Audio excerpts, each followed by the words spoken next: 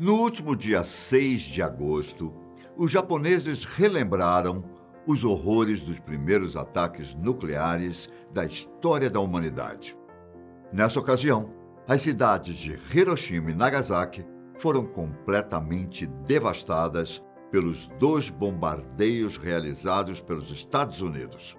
Foram milhares de mortos, fazendo deste um dos ataques mais covardes já registrados.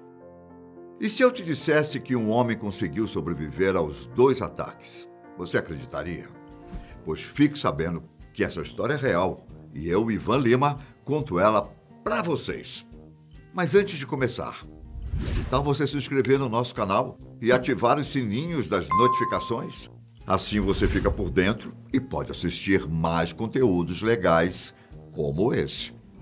Em 1945, a guerra entre o Império do Japão e os aliados já durava alguns anos.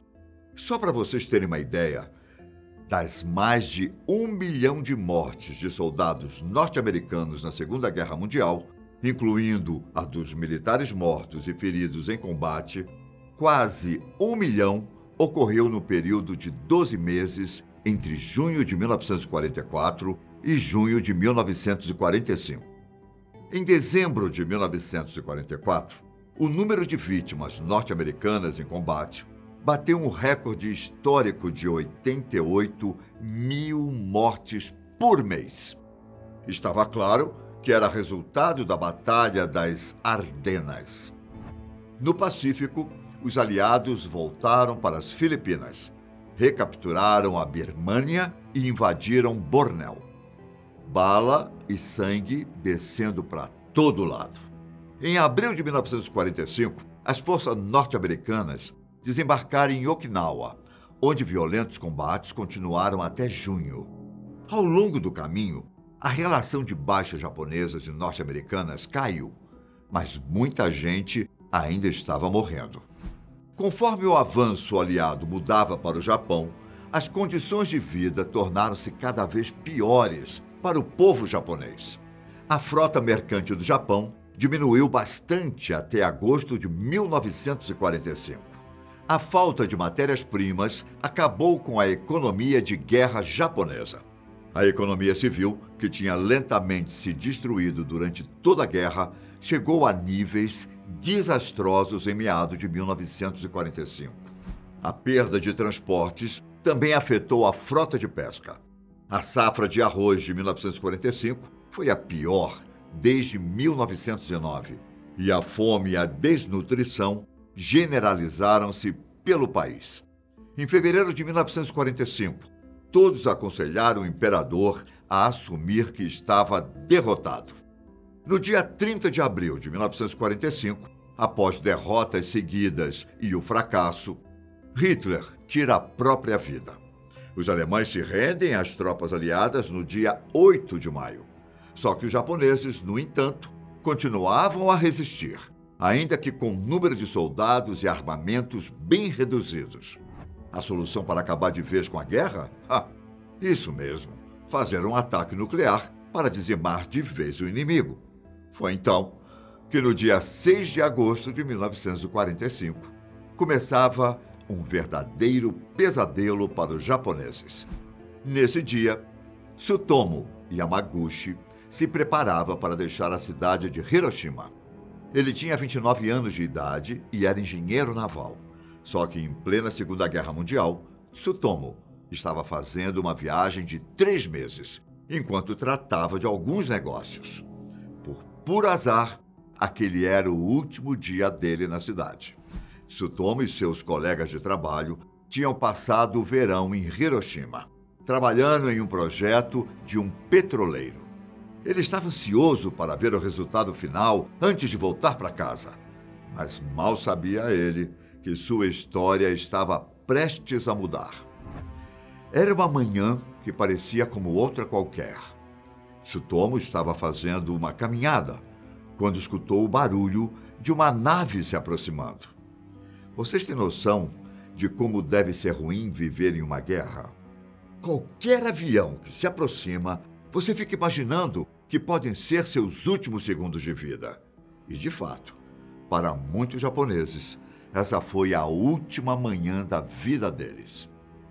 No céu de Hiroshima, era possível ver a aeronave norte-americana sobrevoando a cidade. Poucos minutos depois, o avião soltou um objeto, que foi caindo de paraquedas. A bomba lançada sobre Hiroshima recebeu o nome de Little Boy e explodiu a cerca de 580 metros do chão. Tsutomu relatou que, nessa hora, presenciou um grande clarão de luz, algo parecido com um relâmpago.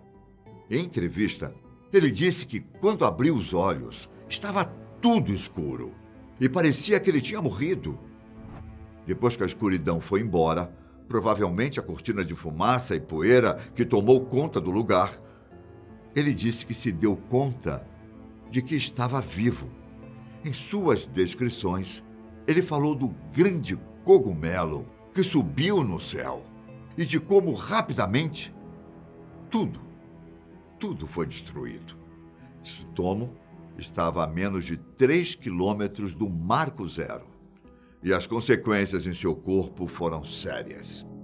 Ele sofreu queimaduras na parte superior do tronco, assim como teve os 2 tímpanos rompidos e dificuldade para enxergar durante um bom tempo. Tsutomu vagou em direção ao que tinha sobrado do estaleiro Mitsubishi. Ele encontrou 2 colegas de trabalho que também tinham sobrevivido à explosão. Naquele dia, ele acabou dormindo em um abrigo antiaéreo na cidade, cuidando de seus ferimentos antes de viajar de volta para casa e reencontrar sua família. No dia 7 de agosto, ele foi até uma estação que ainda estava funcionando e pegou um trem de volta para casa. No caminho, ele ficou assustado com o que viu. Casas e edifícios destruídos, além de corpos de pessoas queimados para todos os lados.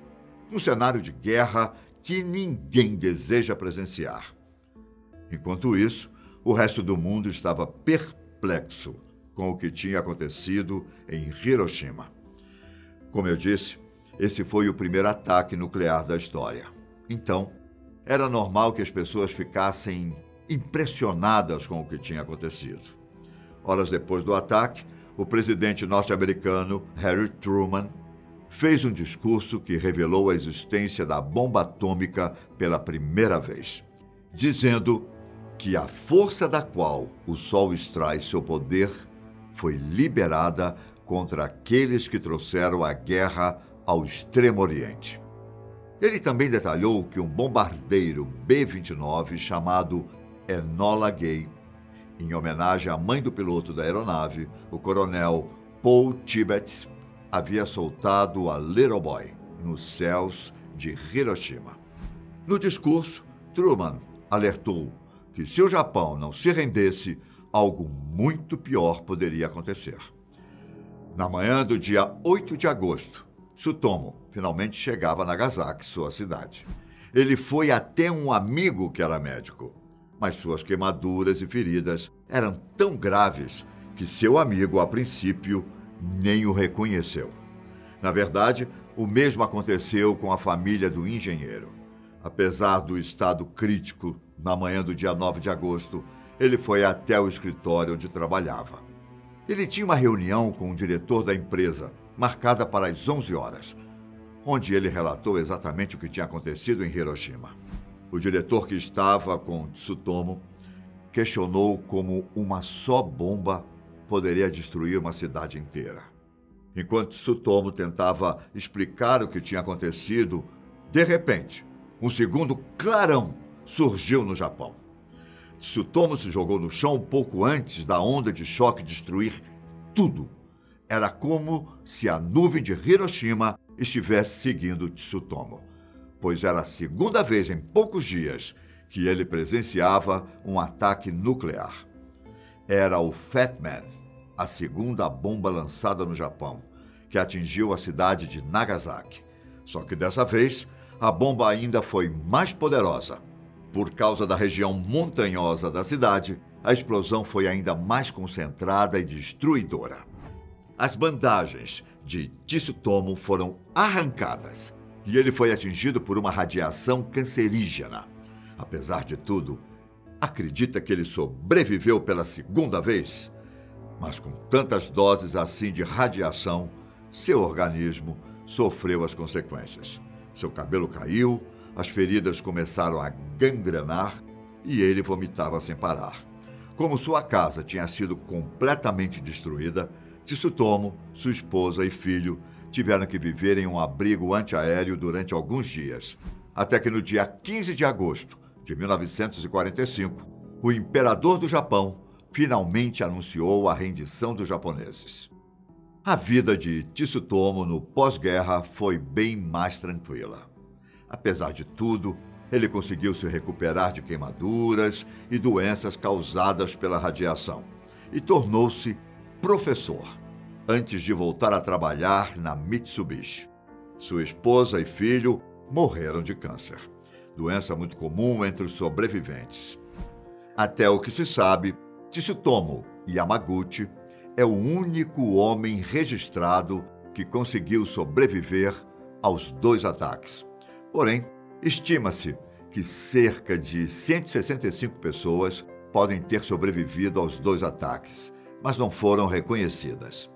Ele morreu no dia 4 de janeiro de 2010, com 93 anos de idade, enquanto lutava contra um câncer no estômago.